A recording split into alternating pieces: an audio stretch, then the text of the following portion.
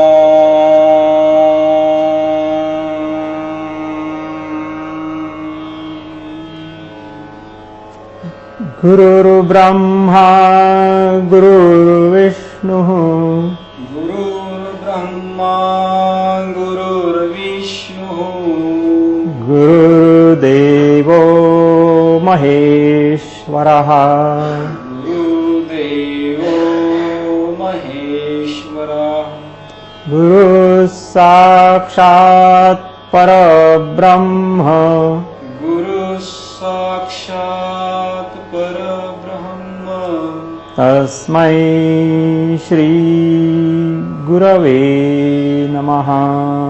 तस्मै श्री गुरवे नमः. गुरवे नमः. गुरवे नमः. गुरवे नमः. गुरवे नमः. सावकाश डोळे उघडायचे आहेत. पद्मासन सोडायचं आहे. 1 हात बाजूला, 2 वरचा पाय सरळ, 3 दुसरा पाय सरळ, 4 पाय जुळलेले. हे साधक जे बसलेत त्या अवस्थेचं नाव आहे बैठक स्थिती. या अवस्थेमधनं अनेक आसनं या अभ्यासक्रमात नंतर शिकवली जाणार आहेत. तर सुरुवातीला आपण अभ्यासणार आहोत एक पाठीवर झोपलेल्या स्थितीमधलं सोपं आसन. त्याचं नाव आहे विपरीत करणी. याला विपरीत करणी मुद्रा अशा नावाने हठयोगाच्या ग्रंथात त्याचं वर्णन केलेलं आहे. आपण त्याची कृती बघणार आहोत. या आसनाची सुरुवात शयन स्थिती म्हणजे पाठीवर झोपलेल्या अवस्थेपासून होणार आहे. आपल्या समोर जे साधक आहेत ते बैठक स्थितीत बसलेले आहेत. बसण्याची अवस्था. तर बैठक स्थितीमधून शयन स्थिती अवस्था घ्यायची आहे. ती पण आपण व्यवस्थित पद्धतशीर घेणार आहोत. आपण लक्ष ठेवायचं आहे. शयन स्थिती घ्यायची आहे. 1 थोडं पाठीमागे झुकायचं आहे. हाताची कोपरं खाली टेकायची आहेत आणि कोपरं किंचित मागे ओढून घ्यायची आहेत. पूर्णपणे संतुलित अशी अवस्था आहे. फारसा कुठे ताण येत नाही याच्यामध्ये. 2 पूर्ण झोपायचे, हात सरळ करायचे. ही शयन स्थितीची अवस्था आहे. सबंध शरीर सरळ आहे, पाय जुळलेले आहेत, दोन्ही हात शरीराशी मिळलेले आहेत, हाताचे तळवे जमिनीवर टेकलेले आहेत, मान सरळ आहे. आता या स्थितीमधून विपरीत करणी हे आसन करायचं आहे. अर्थात आसन आणि मुद्रा म्हणून म्हटलंय, त्यामुळे मुद्रा करायची म्हटलं तरी चालेल. विपरीत करणी मुद्रा. श्वास सोडा, श्वास घेत सावकाश दोन्ही पायावर उचला. हे पायवर जाईपर्यंत श्वास घेण्याची क्रिया चालू ठेवायची आहे. श्वास सोडा आणि कंबरवर उचलायची, पाय पाठीमागे न्यायचे. 2 पाय गुडघ्यात सरळ आहेत, पाय मागे नेलेत, कंबरवर उचलली आहे. तोल सांभाळायचा आहे. 3 आता हाताने कमरेच्या हाडाखाली आधार द्यायचा आहे आणि पाय सरळ करायचे, चवडे वरच्या दिशेने ताणलेले आहे. आता या ठिकाणी डोकं आणि मान जमिनीला समांतर आहे, पाठ जमिनीला तिरकी आहे आणि कमरेपासून वरचं सगळं शरीर म्हणजे मांड्या आणि पाय आणि चवडे एका सरळ रेषेत आहेत आणि कोपरापासून पुढचा हात ही त्या रेषेमध्येच आहे. त्यामुळे टाचेपासून सरळ रेष काढली तर ती हाताच्या कोपरापर्यंत जाऊ शकते. सबंध शरीर वरच्या दिशेने थोडं ताणलेलं आहे. आसनाची अवस्था घेतल्यानंतर सगळं शरीर शिथिल सोडायचं आहे, अवस्था बदलू न देता सगळा ताण काढून टाकायचा आहे. चेहऱ्यावरचा देखील ताण कमी करायचा आहे. शांत अवस्थेमध्ये थांबायचं आहे. स्थिर सुखम आसनम अशी अवस्था आहे. आपल्या अभ्यासक्रमामध्ये हे आसन 5 मिनिटपर्यंत आपल्याला स्थिर ठेवायचं आहे. अर्थात या ठिकाणी काही 5 मिनिट स्थिर ठेवलेलं दाखवलं जाणार नाही आहे. आसनाची स्थिती आपल्या लक्षात आलेली आहे. आता आसन सोडत असताना उलट क्रमाने आसन सोडायचं आहे. सावकाश 1 पाय पाठीमागे, श्वास सोडत सोडत आणि शरीराचा तोल सांभाळल्यानंतर हात खाली घ्यायचे सरळ. 2 श्वास घेत घेत हलकेच पाठीचा कणा टेकायचा आहे, म्हणजे एक मणका टेकायचा प्रयत्न करायचा आहे. 3 श्वास सोडत सोडत सावकाश दोन्ही पाय खाली घ्यायचे, आपटायचे नाहीयेत, शेवटपर्यंत नियंत्रण राहिलं पाहिजे. पुन्हा पूर्वस्थितीला आपण आलेलो आहोत, शयन स्थितीच्या अवस्थेमध्ये. आता यानंतर याच्यात पुढचं आसन आहे जे अधिक प्रगत असं, त्याचं नाव आहे सर्वांगासन. तर सर्वांगासनमध्ये सगळीच आसनं सगळ्या अंगानेच करायची असतात, त्यामुळे सर्वांगाने केलं जातं म्हणून सर्वांगासन नाही. तर विशेषतः कंठस्थ ग्रंथींवरती आसनाचा अतिशय चांगला परिणाम होतो आणि कंठस्थ ग्रंथींचा संबंध सगळ्या शरीरातल्या कार्याशी आहे आणि त्यामुळे सगळ्याच शरीरातल्या अंतर्गत कार्यावरती या आसनाचा परिणाम होतो आणि म्हणून याला सर्वांगासन असं म्हटलेलं आहे. ते आपण सर्वांगासन बघणार आहोत. क्रम असाच आहे, फक्त शेवटचा टप्पा जो आहे तो जरा निराळा आहे. नीट लक्ष द्यायचं आहे. सर्वांगासन करायचं आहे. श्वास सोडा, श्वास घेत दोन्ही पाय सावकाश वर उचलायला सुरुवात करा. 1 जमिनीशी 90 अंशाला पाय येईपर्यंत श्वास घेण्याची क्रिया चालू ठेवायची. मग श्वास सोडत पाय पाठीमागे न्यायचे, कंबरवर उचलायची आहे. 2 या दोन्ही स्थिती मगाच्याच आहेत, फक्त तिसरी स्थिती निराळी आहे. 3 पाय सरळ करायचे आहेत, फक्त हाताचा आधार कमरेच्या हाडांना देण्याच्या ऐवजी बरगड्यांपाशी द्यायचा आहे आणि त्यामुळे पाठ आणि पाय हे एका रेषेमध्ये येतात. चवडे वरच्या दिशेने ताणलेले आहेत. टाचेपासून जर एक ओळंबा टाकला तर थोट खाली पाठीच्या मणक्यापर्यंत जाऊन पोचतो. ह्या पाठीचा कणा, मांडी आणि पाय आणि चवडे सगळे एका रेषेत आहेत. छातीने हनवटी दाबली गेलेली आहे. आपल्या लक्षात आलं असेल, मगाशी हनवटी मोकळी होती, आता छातीने हनवटी दाबली गेली आहे आणि त्यामुळे जालंधर बंध बांधला गेलेला आहे की ज्या बंधाचा उपयोग विशेष करून थायरॉइड्स आणि पॅराथायरॉइड्स ह्या ग्रंथींवर दाब देण्याचा करता होतो आणि त्यामुळे साहजिकच सगळ्या शरीराचं आरोग्य सुधारतं. या अवस्थेमध्ये शरीर शिथिल सोडायचं आहे, अर्थात आसनाची अवस्था बदलून न देता सुखकारक अवस्था पाहिजे, स्थिर पाहिजे आणि प्रयत्न शैथिल्य सांगितलेलं आहे पतंजलींनी की सगळं शरीर प्रयत्नपूर्वक शिथिल करायचं आहे की ज्यामुळे श्वसनाची गती संथ चालेल. आसनामध्ये श्वास केव्हाही कोंडून ठेवायचा नाहीये. श्वासोश्वास संथपणे चालला पाहिजे. शरीर ताणलेलं असेल तर श्वासाची गती वाढलेली असेल. आपल्याला श्वासाची गती कमी झाली की लक्षात येईल शरीर ढिलं पडलेलं आहे. ह्याही आसनाचा कालावधी 5 मिनिटाचा आहे. आपल्या स्थिती लक्षात आलेली आहे.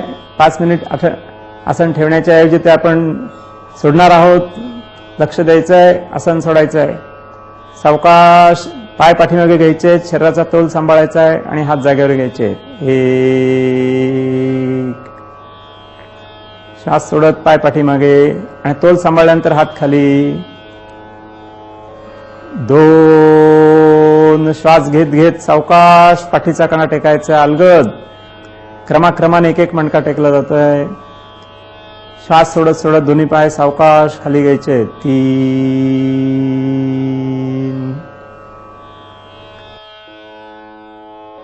स्वस्थ शवासन. या दोन्ही आसनाचं एक वैशिष्ट्य याच्यामध्ये आपल्या लक्षात आलं असेल की पाय वरती आहेत. आपल्या नेहमीपेक्षा अतिशय निराळी अवस्था आहे. आपण दिवसभर खाली पाय आणि वर डोकं करून वावरत असतो. अर्थात झोपायच्या वेळा आपण आडवा होतो, पण बाकी दिवसभर आपले पाय खाली आणि डोकं वर असतं आणि त्यामुळे पायाकडे गेलेलं रक्त वर यायला अडचण होते आणि म्हणून कालांतराने व्हेरिकोज वेन सारखे आजार निर्माण होतात आणि त्यात बरेच त्रास होतात की ज्याला कुठेही उपचार नाही आहेत. पण हे आसन केल्यामुळे साहजिकच पायातलं रक्त गुरुत्वाकर्षणाच्या माध्यमातून सहजपणे खाली येतं आणि त्यामुळे दिवसभर किमान 8-10 तास आपण खाली पाय आणि वर डोकं करून राहतो. निदान 5-10 मिनिटं तरी खाली डोकं वर पाय करण्याची आवश्यकता आहे आणि तो नेमका फायदा या आसनाचा चटकन जाणवतो. आपल्याला लगेच फरक लक्षात येतो. विशेष करून पायाखातलं रक्त जर वर आलं नाही तर पाय दुखणे हे त्रास तर चटकन होतात, दिवसभरातही जाणवतात संध्याकाळपर्यंत. पण हे आसन केलं तर अशा प्रकारचे कुठलेही त्रास जाणवत नाहीत. आता या आसनानंतर आपण बघणार आहोत हलासन. हल म्हणजे नांगर. त्या नांगरासारखी काहीशी स्थिती या आसनामध्ये शरीराची होते. सर्वांगासनाच्या नंतरची अवस्था आहे. म्हणजे सर्वांगासन केल्यानंतरच पाय आणखी मागे न्यायचे आणि अंगठे जमिनीला टेकायचा प्रयत्न करायचा आहे. आपण बघणार आहोत. हे साधक आपल्याला करून दाखवतील. साधकांकरता सूचना आहेत. शयनस्थितीमध्ये यायचं, सावकाश शवासन सोडायचं आहे. मान सरळ, 1 हात जवळ, 2 पाय जोडलेले, 3 शयनस्थिती अवस्था आहे. आता यातनं हलासन करायचं आहे. श्वास सोडायचा आहे. श्वास घेत दोन्ही पाय सावकाश वर उचला. 1 क्रम आपण मगाशी पाहिला त्या आसनांसारखाच आहे. श्वास सोडत पाय पाठीमागे घ्यायचे, कंबर वर उचलायची आहे. 2 आता या ठिकाणी विपरीत करणी मुद्रा किंवा सर्वांगासन करण्याच्या ऐवजी अंगठे मागे टेकायचे आहेत आणि हलासन पूर्ण करायचे. 3 आता या ठिकाणी पायाची बोटं मागच्या दिशेने ताणून घ्यायची आहेत. पाय गुडघ्यामध्ये सरळ ठेवायचे आहेत. दोन्ही हात पूर्णपणे व्यवस्थित जमिनीवर टेकलेले पाहिजेत. खांद्यामध्ये जेवढं अंतर आहे तेवढंच अंतर दोन्ही हातामध्ये असलं पाहिजे आणि पुन्हा सगळं शरीर शिथिल, सुखकारक, श्वसन संथ चाललेलं. श्वास कोंडून ठेवायचा नाही. श्वास संथ चालू जायचा, आपोआप चाललाय तसा. शरीर शिथिल झालं तर श्वसन आपोआप संथ होणार आहे. त्या शरीर शिथिल करण्याचा प्रयत्न करायचा आहे. श्वासोश्वास आपोआप संथ होईल. आसन सोडायचंय. आता श्वास सोडा. श्वास घेत दोन्ही पाय वर उचला. 1 सावकाश. बघा पाठीचा एक एक मणका सहजपणे अलगदपणे टेकतोय आणि श्वास घेण्याची क्रिया चालू आहे कारण पोटाची घडी उलगडत जाते. 2 उत्तान पादासनाची अवस्था आहे. श्वास सोडत पाय खाली. 3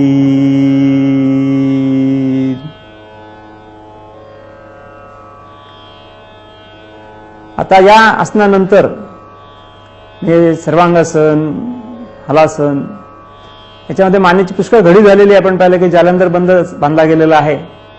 छाती आणि मान किंवा हनवटी एकमेकाला जुळलेली आहे. त्याच्यानंतर त्याचा विरुद्ध बंध, त्याला मत्स्यबंध असं म्हणतात. आणि ते मत्स्यबंध ज्या आसनात बांधला जातो त्याला मत्स्यासन असं म्हणतात. तर ते मत्स्यासन हे पद्मासनातून केलं जातं. हे आपण साधक पहिल्यांदा पद्मासन करतील आणि मग त्यातनंच मत्स्यासन केलं जाईल. या साधकांच्या करता सूचना आहेत. बैठक स्थितीमध्ये यायचं आहे. 1 खांदे उचलले, डोकं उचलले आणि हात किंचित मागे घेतलेत आणि व्यवस्थित तोल सांभाळलेला आहे. 2 बैठक स्थिती.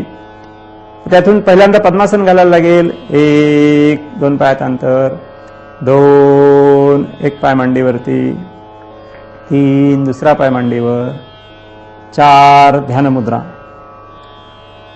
आता यातून मत्स्यासन करायचं आहे.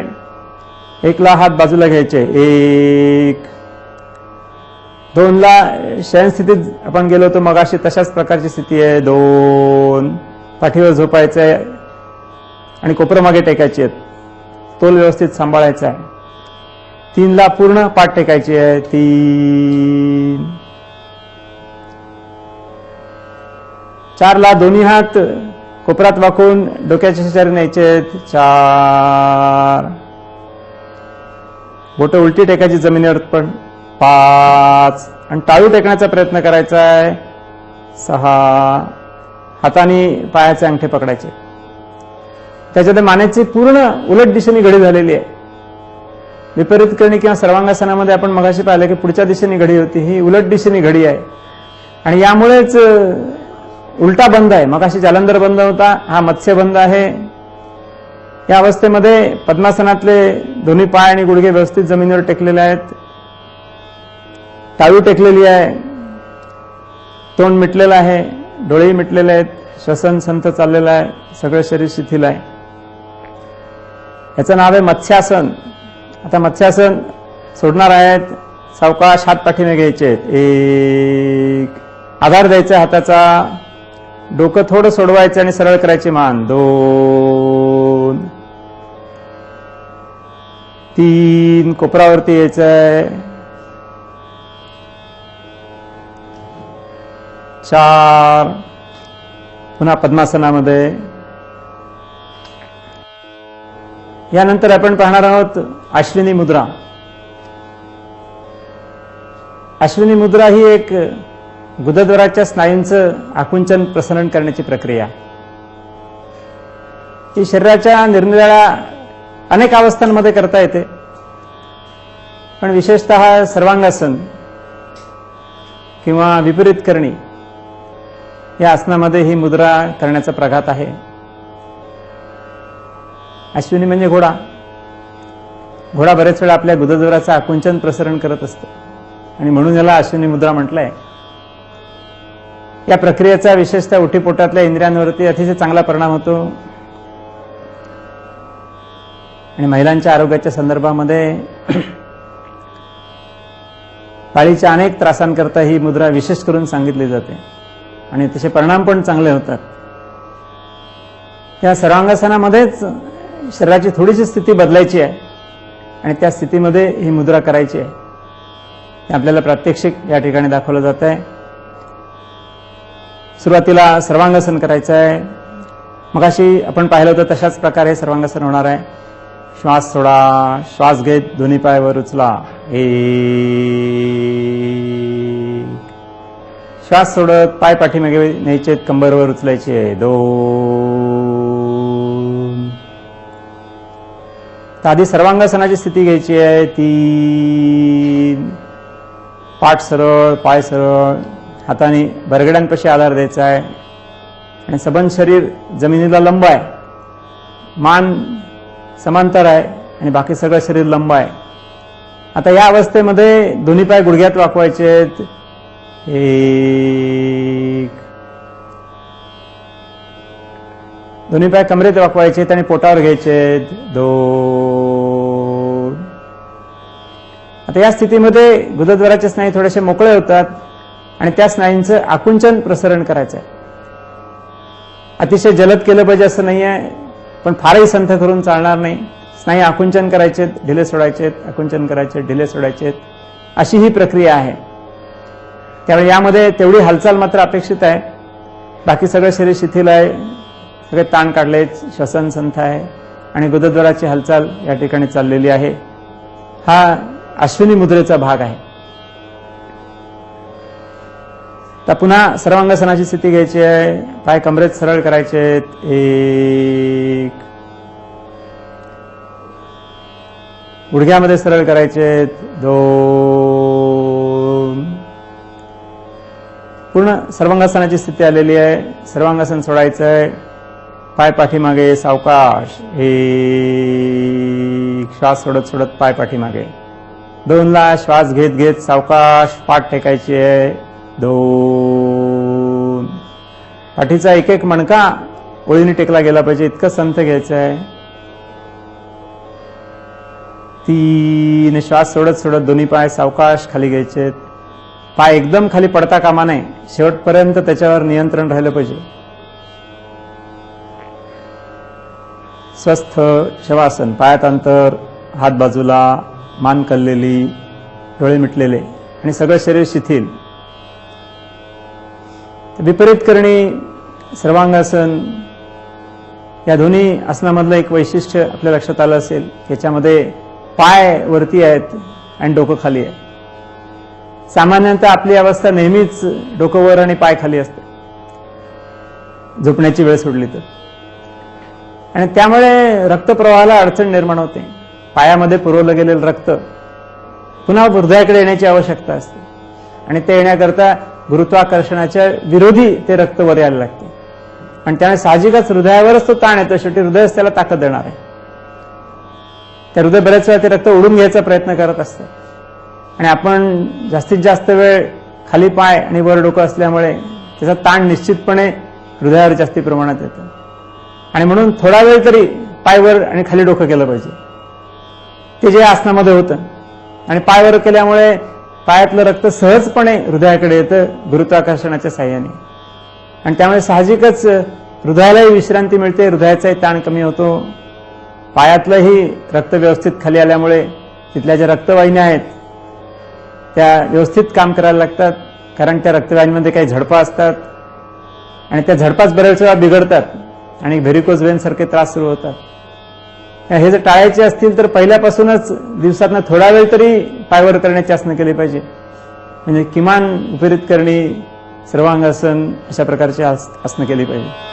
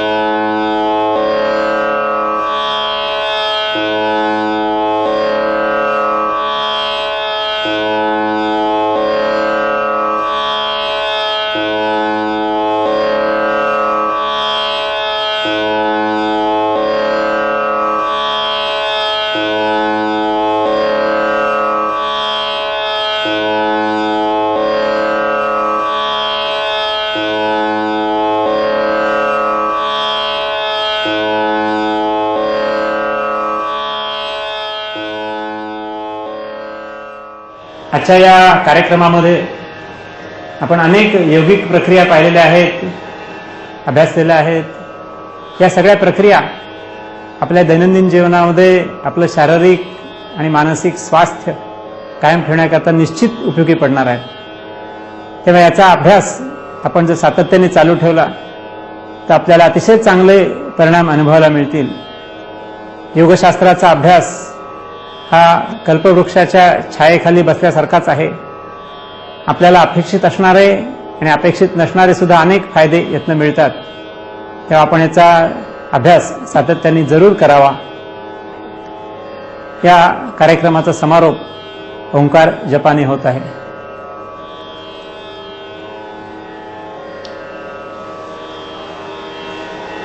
Oh